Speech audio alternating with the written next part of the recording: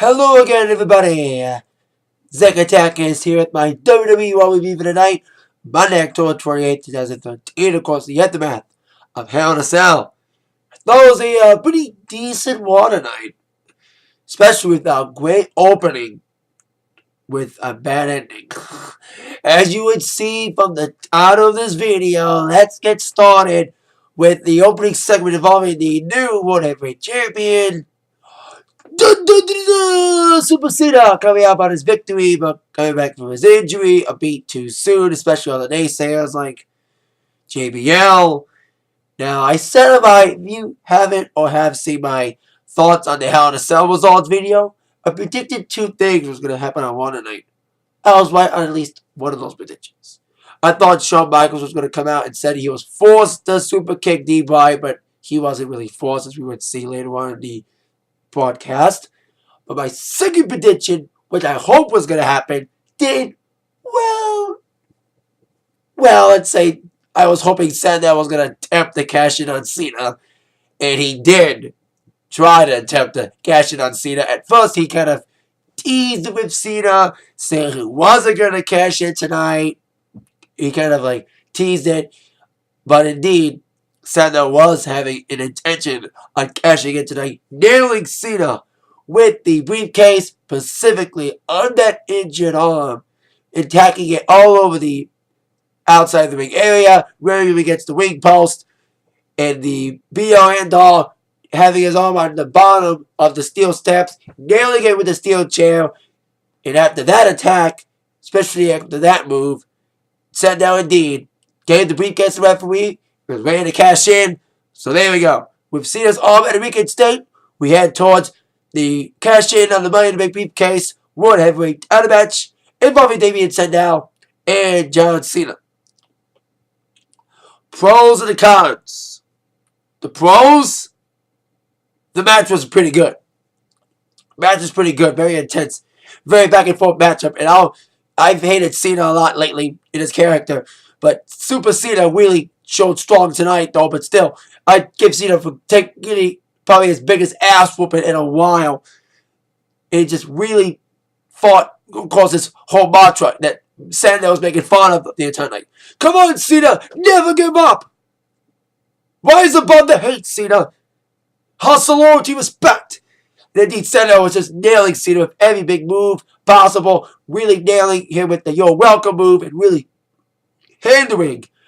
hammering on that elbow, that injured elbow. And at many points, various points in the match, it didn't look like Sandow was going to win the matchup for sure. Now the cons, the endings. Sandow had Cena, like I said, at his breaking point. And he even tried to nail, at the end of the match, a spike piledriver. Until Cena countered to the FU. He did try SCFU, but he couldn't do it with one arm. So, until tonight, the only man to cash in Money in the Bank, but unsuccessfully win a championship with a cash in, until tonight, was John Cena. So how ironic it was that John Cena, the only man that didn't cash in the title successfully, cashing in on Money in the Bank, prevented Damien Sandow from successfully cashing in Money in the Bank to win the title. So more cons to that. That WWE basically wasted Money in the Bank on Sandow, giving an opportunity to be a champion and not letting him win the title, not making a new star out of him. And once again, having Super Cena's ego bury Sandow. And Cena's ego once again got in the way of pushing a new star, that he wasn't willing to have anyone over him. He wasn't willing to get anyone over, like Hulk Hogan. But the ultimate pro in this, there is a big pro in this. The ultimate pro is, as much as I wanted Sandow to successfully cash in, I am kind of glad he lost. After we saw what happened with Ziggler after he cashed in Money in the Bank, and see his career go down the tubes after he successfully cashed in, I'm kind of glad Sandow did not win the championship by cashing in Money in the Bank. But I know that someday he did say, Cena, my time is now. Whereas time may not be now. But I believe Sandow's time will come. It may come at a certain pay-per-view event. So I'll leave you, Cena, with two words for you. Survivor Series. I say either Del Rio will be involved in a matchup in a triple threat, or Sandow will get a one-on-one rematch with Cena. But I know Del Rio is going to get a rematch. But I hope Del Rio either gets it before Sandow does, or it becomes a triple threat at Survivor Series. But I know Sandow should and will get a rematch, in my opinion, over Cena. Great match tonight, despite the ending. But I believe that one day, Damian Sandow will become the champion. One day. But hey, what can you say? It's super cool to super Cena shit, but still, Sandow looked very good. Promising future for Sandow. Hope the next time WWE gives him an opportunity to win a championship, they don't fucking blow it. And if he does go for another title, please don't let it be against Cena. If he faces Cena, he'll lose, like he did tonight. So let Sandow beat someone like Del Rio, or beat somebody like The Miz, if he ever becomes champion again, which is never gonna fucking happen in fucking years. Because he's getting jobbed a lot too. Anyway, on with, after that little opening, that was pretty good despite the ending. On with our next matchup, another title match, a rematch from Hell in a Cell, with Dean Ambrose defending the United States Championship against Biggie Langston, with of course Rollins and Reigns, the other two members of the Shield, at ringside. Last night, Biggie Langston won by countout. Tonight, he won by disqualification.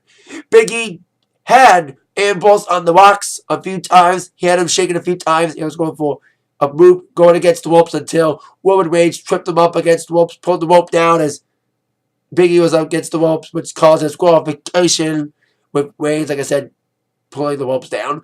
So as the triple team was on, triple teaming Rollins, Reigns, and Ambrose on Biggie Langston, here comes the Usos to the rescue, which led to an impromptu six-man tag involving the Usos and Big E against the Shield. Shield, of course, got their way early with the sly tactics and the isolating moves, dominate on one of the Usos and at least Big E at one point. And there was like at least one or two killer spots in this match. Decent six-man tag here with that killer DDT from Jimmy on Roman Reigns, and it was like a killer DDT there from the Usos there. They're known for the flying move, but still, seeing them do a ground move like that was pretty cool. So Jimmy got the tag into Jay. Jay was dominating, even delivering a big splash at one point, at least trying to go for the big splash on Rollins at one point until Rollins blocked it. Big E took care of Ambrose, so that Rollins and Reigns and Usos, which went for a double super kick on both Rollins and Reigns. I think one connected and one didn't. The one on Reigns, I think, didn't connect properly, but they didn't do one big double kick on the Rollins until Reigns had a double move of his own.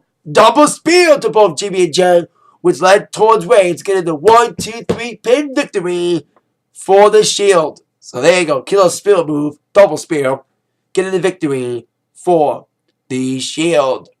Now, our next scenario, next segment, involving Shawn Michaels giving his own explanation of why he did what he did to D-Bry last night.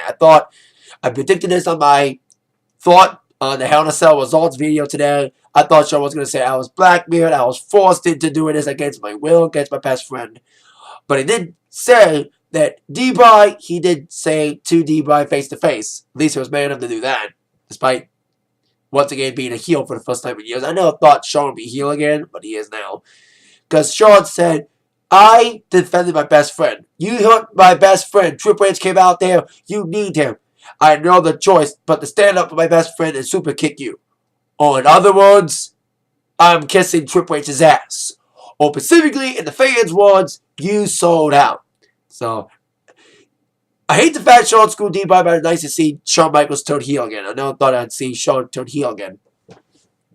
Especially with added intrigue, Shawn being a mentor, a trainer. He trained Daniel Bryan. So that adds more intrigue to this whole scenario. So, Shawn was like, accept my apology, D-Bry, shake my hand. D-Bry being angered by getting screwed yet again out of the championship. Especially by the man who, like I said, was his mentor, his trainer. He was shaking no. The fans were like, no, no, no. And Shawn was like, D-Bry, I stood up for you. Now shake my hand, bitch. You arrogant little punk. Well, D-Bry did shake the hand of Shawn Michaels. But he turned that hand a tapping when he set up for the yes lock. Making Sean start a tapping to the yes lock. So D-Bug has a little revenge on Sean. But then in the back, as he was venting, doing an interview with Renee Young, not saying a word, just finally blew it. He finally lost it. He got attacked by the Wyatt family.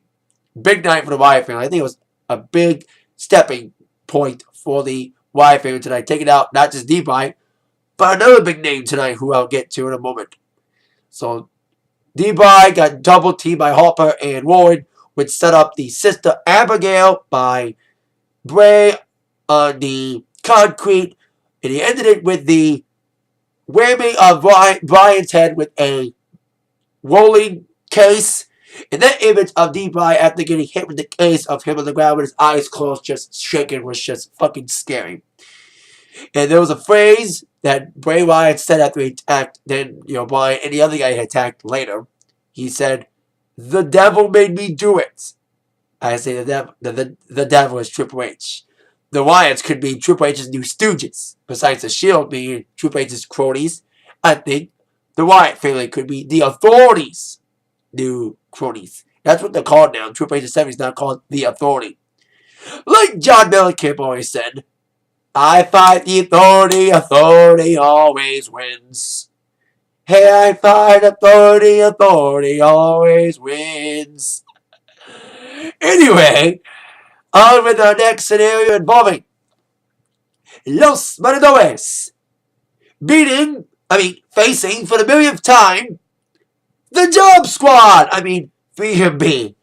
God, WWE, can you please give Los Matadores new opponents? I know they faced Weird Americans last night, but why would you want them beating the Job Squad? 3MB again. How many times do they have to fucking beat up these guys? It feels like the millionth week they've been facing off against each other. It reminds me of what happened a few years ago with Chavo and Hornswoggle. It happened every fucking week. And every other week or so, we would get a Chavo and Hornswoggle match. And now we see that every other week, we get a 3MB versus Los Matadores match. Whether it's a 2-on-2 match, or in this case, a 3-on-2 handicap match, the same ending always happens. 3MB losing yet again to Los Matadores with the double team move. And even El Torito got involved with Heath Slater having his little bull catching net, but he got netted and got gored by El Torito with the horns stuck up his butt. So he whammed into him. Olay indeed for Los Matadores. But like I said, WWE, please get Los Matadores new opponents next week. Don't let them face off against 3MB again. Please. They don't need to beat 3MB again.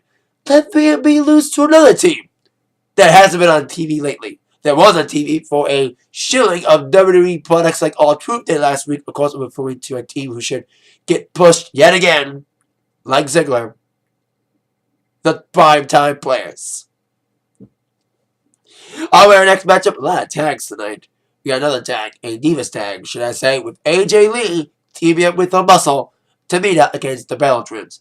Of course, Brie was having her mind in other places, not able, forced by the Authority to team up with her sister in this matchup, not being able to go to the hospital to check on her fiance, Daniel Bryan. With her mind wrapped up, it was easy pickings for AJ Tamina with Brie's mind in other places. It helped Tamina AJ Lee take control, take advantage of that distraction, with Tamina really taking care of the dirty work, taking care of Nikki and handling AJ's dirty work. But despite Nikki and Brie's best efforts to get involved, Brie got individually nailed outside of the ring by Nikki, which led towards Tamina setting up with a Samoan drop leading to AJ getting the Black Widow and Nikki tapping out. So there you go with AJ getting the victory for the team with Tamina making Nikki tap out to the Black Widow. Now, next matchup, we had a return of Kane. Now, during the promos when they said Kane's coming up next, I like the fact they used his old theme. Too bad they had to use his new theme when he came out to wrestle The Miz in very quick fashion. The Miz, like Zack Ryder and Ziggler, getting jobbed a lot these days, getting an easy loss squasher by Kane with a clothesline, of course the choke slam from Kane, leading to Kane's victory. And Kane indeed took the mic and said, "Stephanie McMahon, come on out. Stephanie stood on the ramp while Kane vented against Stephanie. Looked like Kane was going to vent out, especially after what the Wyatts did to his former tag team partner and Team Hell No that you're buying saying that Stephanie, you're vindictive. You are manipulating. You ruined people's lives. But that's what's good for business. And he did what he thought was good for business. For the second time in his career, he took off his mask and his wig, and he gave it to Stephanie. Now, I forgot to say this when Cena made Sandow the second person not to successfully cash in money in the bank like he did. I call this night the Night of Ironies. Besides the fact that Cena, ironically, the only guy until tonight to not successfully have a successful money in the bank cash in, make Sandow the second guy to not successfully cash in money in the bank. It was 10 years ago, the first time that Kane unmasked, he lost the match that forced him to unmask. Who did he lose that match to? Triple H. So ironic it was that Stephanie was the one that got Kane unmasked again. I don't know what this will lead to. So I don't know why this whole Kane situation about him unmasking tonight for the second time in his career. So we didn't see the face, but we just saw the back of his head as he walked out with Stephanie holding the mask and the wig in her hand. Like I said, we'll see how this unfolds with this whole Kane situation in the weeks to come. Now, our next scenario would involve CM Punk. Of course, a very happy man after taking care of the big pain in his ass. Taking care of the Paulus, Cuckoo Cuckoo, beating up Wyatt back in Hell in a Cell, and FUing, or should I say GTSing, Paul Heyman on top of the cell last night, having a decent night of sleep finally as he took care of the Paulus. He said the Paulus is gone. I don't know if he's gone permanently or gone for a week, but we'll see when that happens. So now he's taking care of Heyman, and he's got to take care of one other thing. Wyatt. That led to our next matchup being a match with the stipulation voted on by the fans from the WWE app that's shoved down our throats every week. I do have it, but still. The options that fans had to choose from was a street fight, falls count anywhere, or a table match. The fans chose a street fight. We did see a table match, but still. I wish they used more weapons, but they use, of course, a candlestick. Makes a lot of sense. We've been seeing this candlestick being involved in this feud quite a bit, being used as a weapon either against Punk or against Ryback and Heyman. Especially last night being used again to set up the GTS for Punk to Heyman. So, anyway, the steel post was kind of used, but another weapon was used, a table, as Punk put on a table. And, of course, Ryback was trying for his offense with his powerful stiff moves, the meat hook attempts. Punk ducked it. And then, indeed, as Ryback was going for another big move, as Punk was caught. He was going for up the top move, and then Ryback caught him. But then Punk countered with a big kick. Now, the way Ryback landed on the table after Punk kicked him, he just fell swiftly against the table to set up the ending. I thought it was a great fall by Ryback. It was a great strategic landing. Where, like I said, that landing from that kick from Punk landing on the table set it up. The elbow through the table up the top for Punk. Then the Anaconda Vice was locked in, and Ryback started a tapping, with indeed Punk getting the victory. Now, I said earlier that the Wyatt family not only attacked Daniel Bryan, they attacked another big name. And I say that Ryback and CM Punk's feud is over. A feud with the Wyatt family may have just begun. Yes, they attacked D-Bryan and also attacked CM Punk.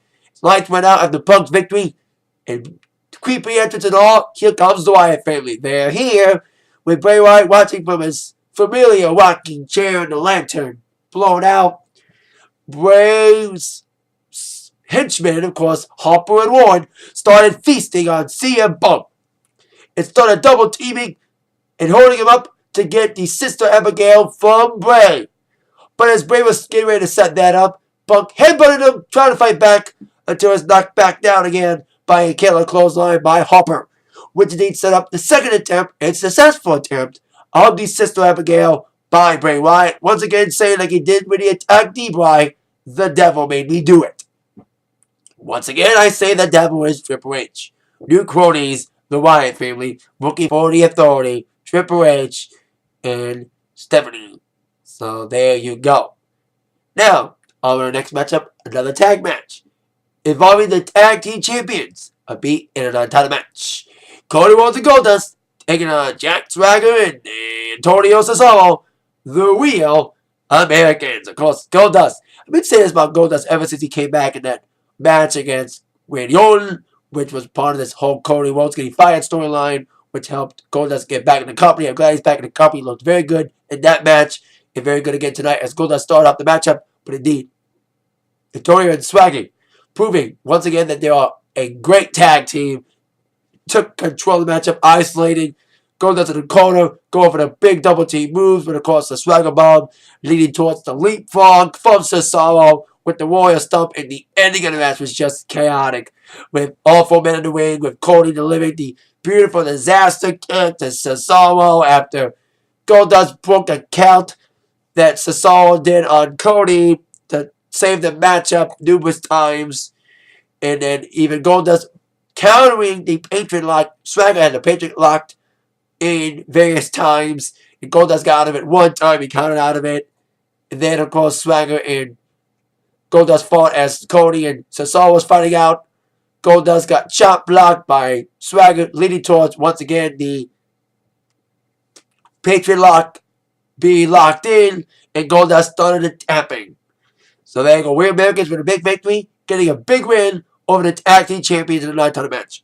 I not only predict a future tag team title shot for the Real Americans, but I predict a future tag team title reign for the Real Americans. Love or hate their characters, you cannot help but respect their great teamwork, and I've said this many times. Antonio Cesaro's career has really helped by being involved, by aligning himself with Swagger and Coulter. There's only one thing left to say. We the people! So I hope we Americans get a shot at the tag team titles and actually win it. Wish I could say the same for part-time players. Anyway, on with our next match, main event. Summer Rae in a first singles match against Natalya. Now, I kind of hinted towards this like a few months ago on a Raw review. I made a comment about Summer Rae getting Summer Rae chance a lot, and I predicted that she could make a sable, pull a sable, and step out of Fandango's shadow. But I think it's starting with her starting to wrestle a lot. Being in a mixed tag match last night, beating Natalya, and now in that mixed tag, now that she got a one-on-one match against Natalya. And Summer Rae looked okay, but like I said in the past, WWE likes to focus on models who are trained to wrestle instead of wrestlers who look like models, focusing on looks than brawn. But as much as I like Summer Rae and Fandango, I'm kind of glad Natalya won, that the wrestler won out. Beat with a little help from her friends, Hornswoggle and Greg Harley at ringside. Of course, Fandango was at ringside too, cheering on Summer Rae. And Summer Rae, after a successful move, got a little kiss for Fandango until he got pulled down by Hornswoggle. He got pushed by Fandango, which led to a Harley chop. And that the stretching helped Natalya get the sharpshooter locked in and made Miss Summer Rae's a tapping. A lot of tap outs tonight. We had Summer Rae tapping out to the sharpshooter by Natalya. Swagger making Goldust tap out. CM Punk making Ryback tap out to the Anaconda of Ice. Even down to Shawn Michaels tapping out to the Yes Line. A lot of people tapping out to submissions tonight. A lot of submissions tonight. What is this breaking point again? So there you go with that. Now that was our main event. Now on to our last segment. The Randy Orton Championship Celebration. It looked almost exactly like the championship celebration tonight at the SummerSlam.